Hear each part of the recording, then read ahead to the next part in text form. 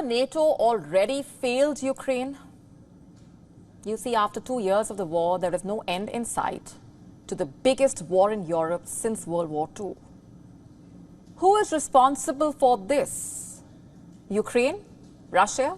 The US? Or is it the NATO? Members of the US-led Bloc are currently marking 75 years of the military alliance, a significant milestone as it faces an existential threat amid the Russia-Ukraine war. The leaders of the military alliance have gathered in Washington. They have pledged their support for Ukraine. They have promised to increase their defense spending. They have promised to send tactical air defense systems to Ukraine. But ask when Ukraine will be able to join the alliance and the reason the war broke out in the first place, remember, the answer will be less than exciting. There is no clear date for Ukraine's NATO membership or when and how the war can actually come to an end. Despite its big promises, NATO, it seems, has failed Ukraine. On Tuesday, US President Joe Biden vowed more aid to Ukraine, aid that will shield them against deadly Russian attacks. Biden kicked off the NATO summit by promising donation of 5 air defense systems by Germany, Italy, Romania, the Netherlands, and the US. It represents just one element of NATO's ongoing campaign to help Kiev hold off a far larger, better armed adversary in Russia. Biden said, and I'm quoting here, "Make no mistake, Russia is failing," quote unquote.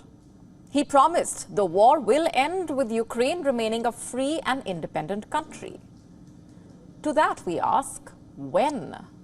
When will the war in Ukraine end? Surely it won't end if you continue to arm the country instead of bringing them to the talking table. Furthermore, while NATO vowed to support Ukraine, it stopped short of offering Ukraine any concrete advances towards a membership. Look at the modest package of expected deliverables promised to Ukraine by the NATO. What does it tell you?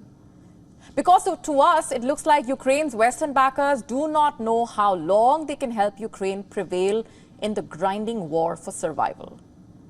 After all, Russia has managed to defy a barrage of Western sanctions. It is throwing more men into the battlefield.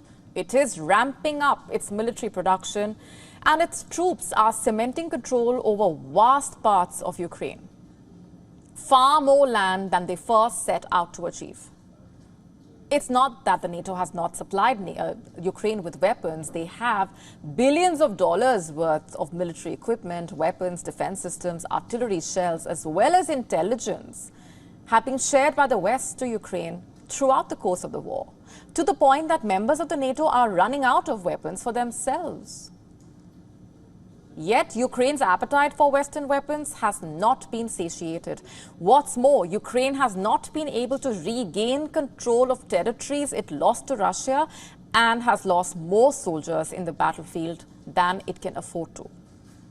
Still, NATO leaders who have descended upon the US capital for that summit are trying to refocus attention away from Ukraine's gloomy battlefield outlook by highlighting the alliance's support for Kiev. In fact, the NATO Secretary General has cast the stakes of the Ukraine conflict in historic terms. He says that the opponents of democracy would benefit if Western nations fail to back Ukraine.